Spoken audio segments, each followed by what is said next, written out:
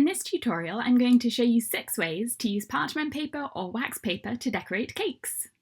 For perfectly neat sprinkle borders on cakes, place a frosted cake on a baking tray to catch any falling sprinkles, and pour your sprinkles around the base of the cake.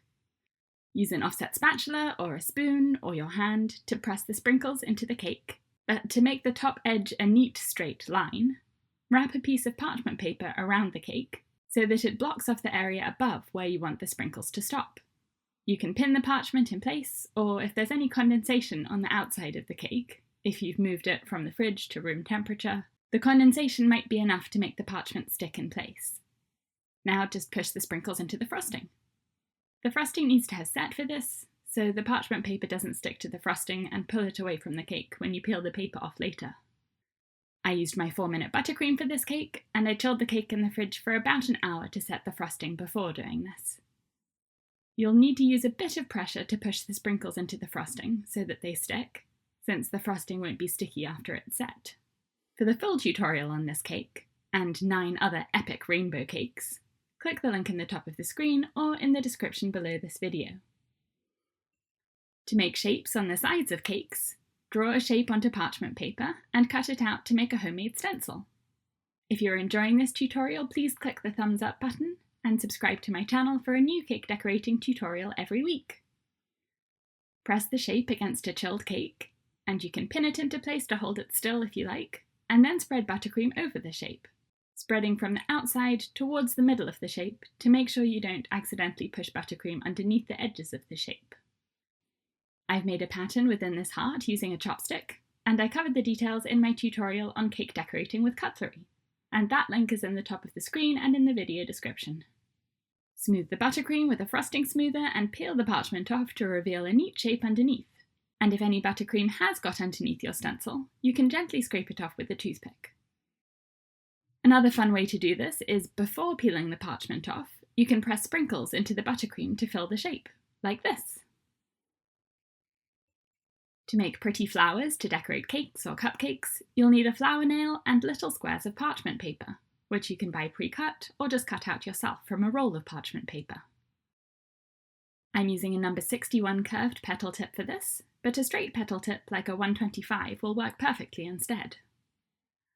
Squeeze or spread a little dot of buttercream onto your flower nail and press a parchment square on to secure it. Then hold your piping bag with the narrow end of the tip facing outwards, and squeeze some buttercream out as you twist the flower nail between your fingers and move the piping tip outwards, and then pull it back inwards to pipe a petal. Continue all the way around the parchment to pipe a flower, and then you can use a small round tip to pipe a dot or a few dots in the middle of the flower to finish it. Pull the parchment carefully off the nail and put it on a baking tray or a cutting board, and place that in the fridge to chill and set the flower. Frost your cake or cupcake, and then take the flour out of the fridge and slide an offset spatula underneath the flour to separate it from the parchment paper, and press it into the frosting to attach it. This is best immediately after you apply the frosting so that the frosting is still soft and sticky. Ta-da! The link for my tutorial on 8 ways to pipe flowers on cupcakes is in the top of the screen and in the video description. Okay, buttercream cutouts, one of my favourite techniques. Spread buttercream onto parchment paper, and the parchment paper can be taped onto a cutting board, or you can just hold it in place. Spread the buttercream as smoothly as you can, and then put the cutting board with the parchment paper and buttercream into the freezer for 30 minutes or the fridge for at least an hour. When it's cold and hard, cut the buttercream out using cookie cutters or a knife dipped in hot water, and then press it into the frosting on a cake. The frosting on the cake needs to be fresh and sticky for this so that the shapes attach, or if the frosting has already set, you can spread some fresh buttercream onto the cake where the shape is going to attach to it. I have a very detailed tutorial on this technique with several variations like stripes and mosaic designs and rainbow or ombre patterns, and I've put the link for that tutorial in the top of the screen and the video description. For chocolate sails, melt some chocolate or candy melts and pour them onto parchment paper and spread them around with an offset spatula to smooth them out.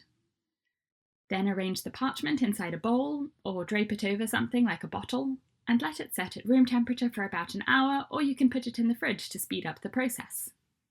When the chocolate has set, peel it from the parchment paper and arrange it on your cake. The link for my tutorial on chocolate sales is in the top of the screen and in the video description. To wrap a cake in chocolate, measure a piece of parchment paper so it's at least as high as the cake, or taller if you want it to be, and long enough to wrap around it with a bit of overlap, maybe half an inch or a centimetre. Melt some chocolate, and my favourite way to do this is in the microwave for a minute at a time at 50% power, stirring after each time so that the chocolate doesn't burn and seize. Pour the chocolate over the paper and spread it all over it, going right up over the edges, and don't worry about getting it smooth because this side is going to be pressed against the cake so you won't see it. The thicker the chocolate is, the less fragile for the next step, so don't spread it too thin. Now lift the paper up and press it against a crumb-coated cake, resting the bottom of the paper down on the cake board to line it up, and lifting upwards to press it against the side of the cake, and then wrapping it all the way around the cake.